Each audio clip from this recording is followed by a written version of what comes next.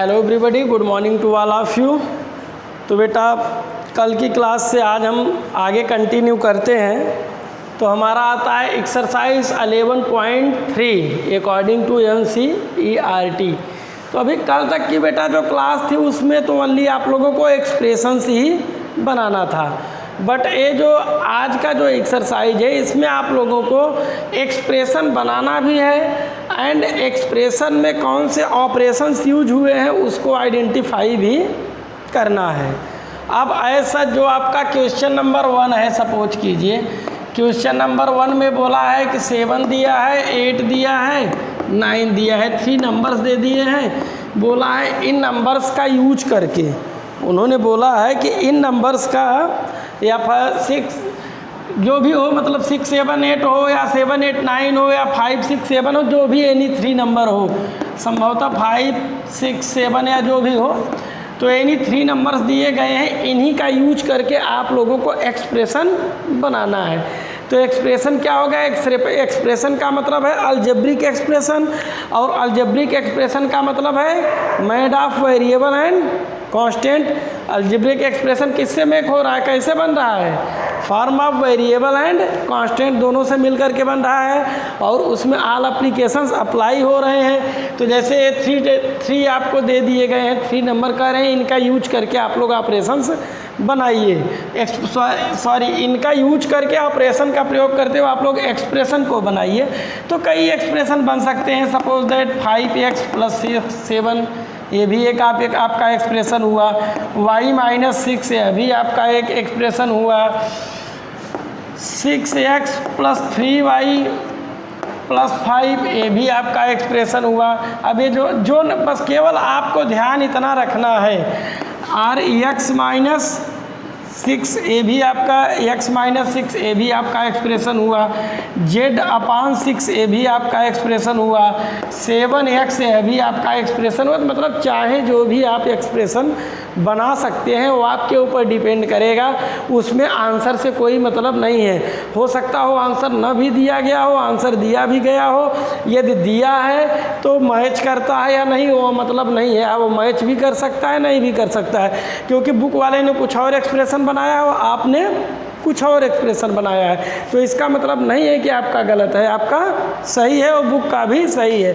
बस आपको ध्यान इतना ही रखना है कि जो कांस्टेंट उन्होंने दिया हो, जो भी दिया हो 7 8 9 और 5 6 7, जो भी कांस्टेंट दिया हो, केवल जो हम लोग कांस्टेंट यूज करेंगे वो वही नंबर होना चाहिए जो तीनों दिए गए हैं, उसके बाहर का कांस्टेंट नहीं होना चाहिए। वेरिएबल हम कोई भी ले सकते हैं, अगर वेरिएबल नहीं दिया गया है तो।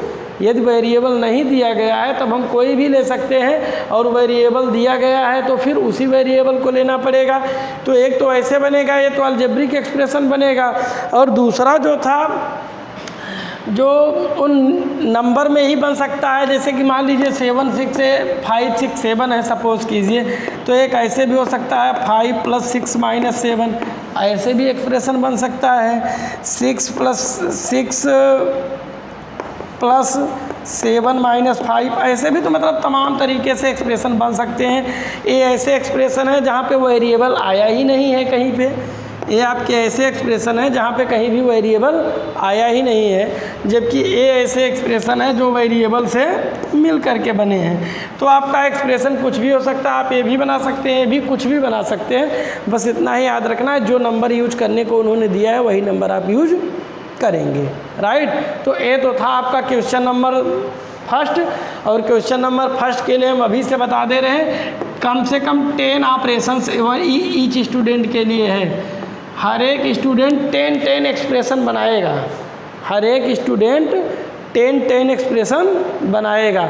अच्छा, हम दो वर्ड यूज कर रहे हैं, एक्सप्रेशन एंड ऑपरेशन। तो एक बार फिर से बता दें, यहाँ पे पहले भी बता चुके हैं। ऑपरेशन का मतलब होता है इस use of sine, means plus का साइन, मल्टीप्लाई का साइन, सब्ट्रैक्शन का साइन, डिवाइड का साइन, ये जो यूज होता है इनको हम लोग क्या बोलते हैं? ऑपरेशंस बोलते हैं।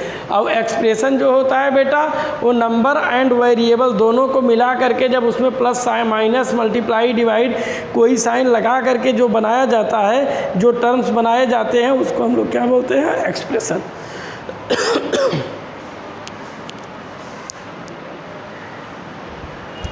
नेक्स्ट बेटा आपका क्वेश्चन नंबर 2 है। क्वेश्चन नंबर 2 में कह क्या रहा है उसको देखिए। कह रहा है which out of the following are expression with numbers only. कह रहे हैं कि इनमें से आपको उसको बाहर करना है, मतलब उसको आइडेंटिफाई करना है जो एक्सप्रेशन तो है, एक्सप्रेशन तो है but with numbers only. Only word use किया है। ओनली का मतलब होता है केवल, मतलब एक ऐसा ऑपरेशन है जो केवल नंबर से मिलकर के बना है, जिसमें वेरिएबल है ही नहीं। अगर कोई एक्सप्रेशन ओनली नंबर से मिलकर के बना हुआ फिर हम उसको अलजेब्रिक एक्सप्रेशन नहीं कहेंगे, क्योंकि अलजेब्रिक एक्सप्रेशन तभी होगा जब उसमें नंबर एंड वेरिएबल दोनों रहेंगे। तो यहाँ पर तो केवल कह रहे हैं केवल नंबर से मिलकर के बना हुआ है, तो उसको हम एक्सप्रेशन तो कहेंगे बट कहेंगे expression with made of only number. Expression जो ओनली नंबर से मिलकर के बना हुआ, मतलब वहाँ पे कोई भी वेरिएबल नहीं होना चाहिए। तो बेटा दिए तो कई क्वेश्चन है बट कुछ को ही हमने यहाँ पे लिया है। तो बताइए क्या ये है, क्या यह ऐसा एक्सप्रेशन है जिसमें केवल नंबर हो? तो नहीं, यहाँ पे y आ गया है, y वेरिएबल है, इसलिए ऐसा एक्सप्रेशन नहीं है जिसमें ओनली नंबर हो। सेकेंड में आपका देखिए तो ये जी वाले में है, तो जी वाले में देखते हैं ये पूरा नंबर है, ये पूरा नंबर है, ये भी नंबर है बट यहाँ पे पी आ गया है, वहाँ पे लास्ट में पी। तो पी क्या है? वेरिएबल है। जब पी वेरिएबल है तो इसका मतलब है कि फिर वो क्या है, वो नंबर केवल नहीं है, वो ओनली नंबर तो है नहीं। तो आपका क्या हो गया, अलजेब्रिक एक्सप्रेशन हो गया। तो इसलिए ना तो ये हुआ जो पूछा गया और ना ही ये हुआ। अब इसको देखिए सी वाले में, तो देखिए क्या है, 5 in bracket 21 minus 7 plus 7 multiply by 2। तो देखिए यहाँ पे कहीं भी वेरिएबल दिख रहा है? नहीं दिख रहा है, यहाँ पे कहीं भी वेरिएबल नहीं दिख रहा है। तो ये जो आपका एक्सप्रेशन है यह वह एक्सप्रेशन होगा जिसकी बात क्वेश्चन में आपके की गई है। यह ऐसा एक्सप्रेशन है जिसमें वेरिएबल है ही नहीं है, मतलब यह ओनली नंबर से मिलकर के बना है, तो आपका ये होगा। तो ऐसे ही आपको अपने क्वेश्चन में क्वेश्चन को देख करके आइडेंटिफाई करना होगा, वहाँ पे टिक करना होगा। जिसमें वेरिएबल होगा वह नहीं होगा, और जिसमें वेरिएबल नहीं होगा कहीं भी वह आपका क्या हो जाएगा, expression with numbers only, expression with numbers only. बात समझ में आई? तो ये तो था आपका क्वेश्चन नंबर 2। नेक्स्ट बेटा आपका क्वेश्चन नंबर 3 है, और देखिए क्वेश्चन नंबर 3 में क्या दिया गया है। कह रहे आइडेंटिफाई। आइडेंटिफाई का मतलब समझते हैं, पहचान करना। आपको आइडेंटिफाई करना है। आइडेंटिफाई द ऑपरेशंस, किसका आइडेंटिफाई करना है? ऑपरेशंस का। मतलब कि यहाँ पे कौन सा ऑपरेशन यूज़ हुआ है, कहाँ प्लस हुआ, कहाँ ऐड हुआ है, कहाँ सब्ट्रैक्शन हुआ है, कहाँ मल्टीप्लाई हुआ है, कहाँ डिवाइड हुआ है, उसी को केवल आपको पहचानना है, उसी को आइडेंटिफाई करना है। ऑपरेशंस के लिए देखो ब्रैकेट में डाल दिया, addition, subtraction, division and multiplication. In forming the following expression, है जो एक्सप्रेशन बने हैं इसमें कौन सा ऑपरेशन यूज हुआ है, वही आपको आइडेंटिफाई करना है। And tell how the expression have been formed, और आप लोगों को यह भी बताना है कि एक्सप्रेशन जो है वह कैसे फॉर्म्ड हुआ है, कैसे बना है। अब जैसे देख लीजिए, अब हम आते हैं आपके क्वेश्चन पर। क्वेश्चन 3 का जो ए है बेटा, इसमें 3 और 4 दिए हैं, 4 पार्ट। एक ए है, एक आपका ए है, एक आपका ए है और यह है। तो टोटल कितने दिए गए हैं? 4 एक्सप्रेशंस दिए गए हैं। कितने एक्सप्रेशन दिए गए हैं? 4 में। अब ईच एंड एवरी में अलग अलग, ईच में अलग अलग आपको बताना है कहाँ कौन सा ऑपरेशन यूज हुआ है। तो बेटा यहाँ पे क्या हुआ है बताओ? ऐड हुआ है, यहाँ पर ऐड हुआ है। तो इसका मतलब यहाँ पे जो ऑपरेशन यूज हुआ वह कौन हुआ? एडिशन। बस इतना ही आपको नोट करना है। यहाँ पे देखिए z-1 है, मतलब यहाँ सब्ट्रैक्ट हुआ है, तो ये क्या हो गया? सब्ट्रैक्शन। ठीक है, सब्ट्रैक्ट हमने कर दिया। यहाँ पर भी ऐड हुआ है और बगल वाले में भी सब्ट्रैक्शन हुआ है, तो ऐसे यहाँ पर आप लोग ऐड दिखा देंगे और यहाँ पे सब्ट्रैक्शन, राइट।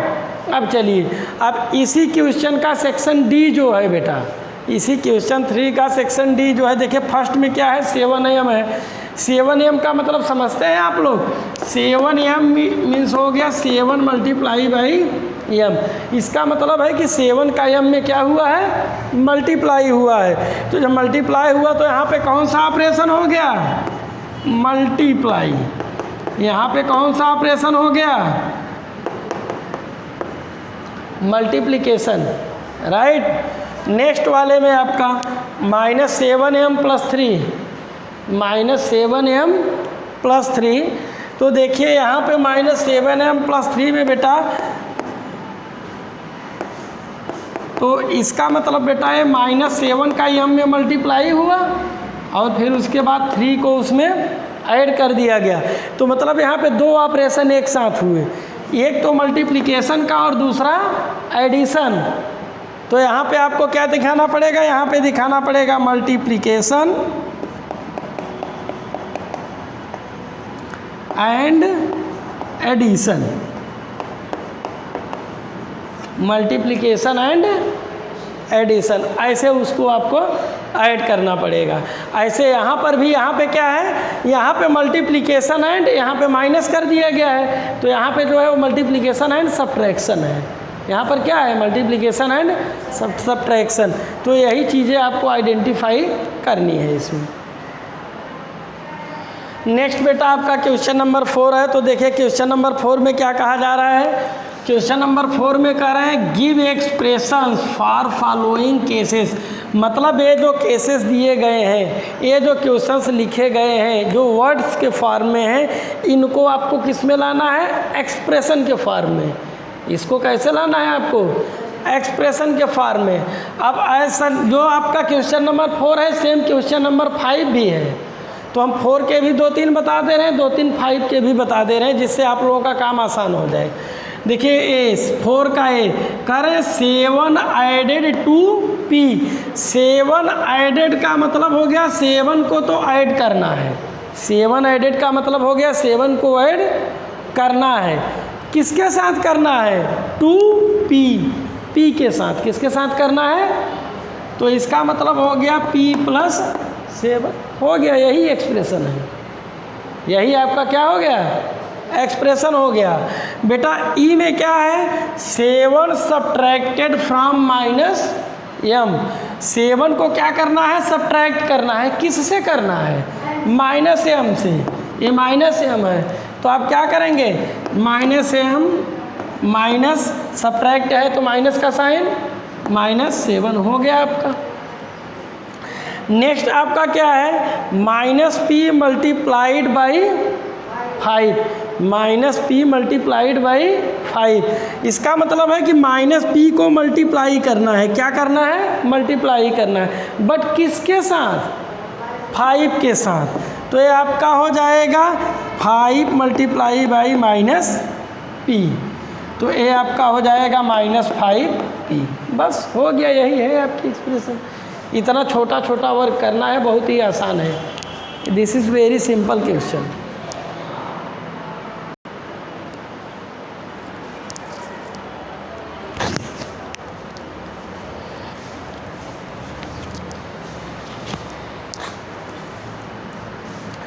नेक्स्ट बेटा आपका क्वेश्चन नंबर 5 है। क्वेश्चन नंबर 5 भी वही है जो क्वेश्चन नंबर 4 था।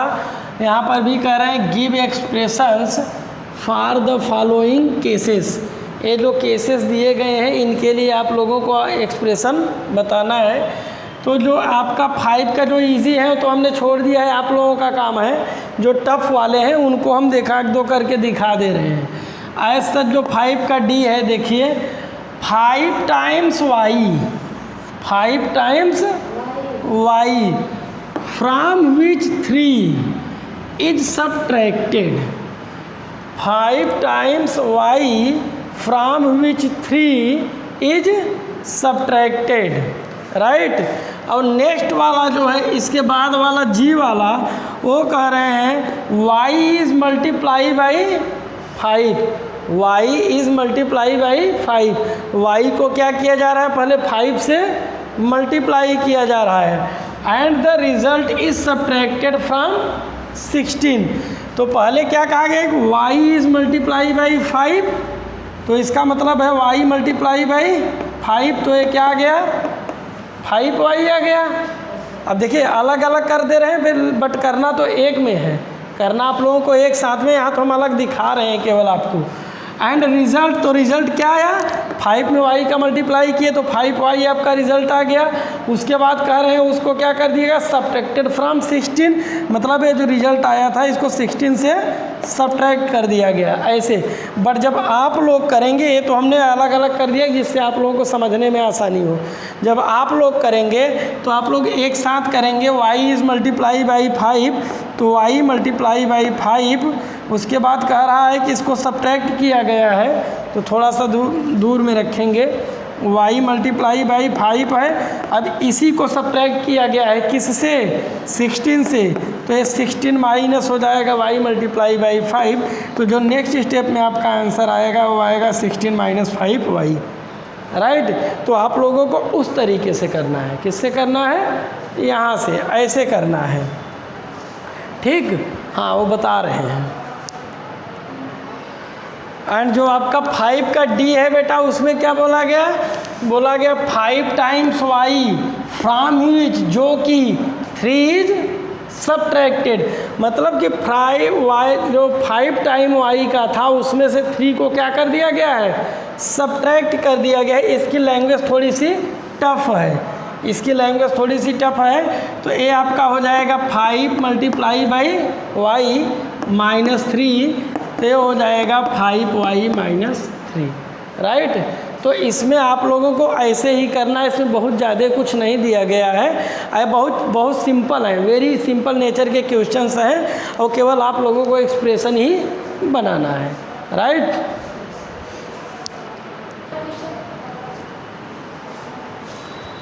तो बेटा अब आपका नेक्स्ट क्वेश्चन नंबर 6 है, और क्वेश्चन नंबर 6 जो है इस एक्सरसाइज का लास्ट क्वेश्चन है।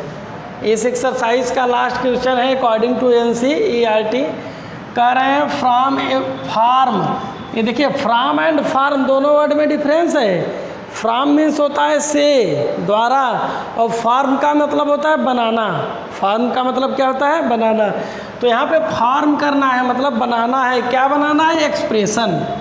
आप लोगों को क्या फार्म करना है एक्सप्रेशन फार्म करना है, यूज करके किसका T एंड 4 का।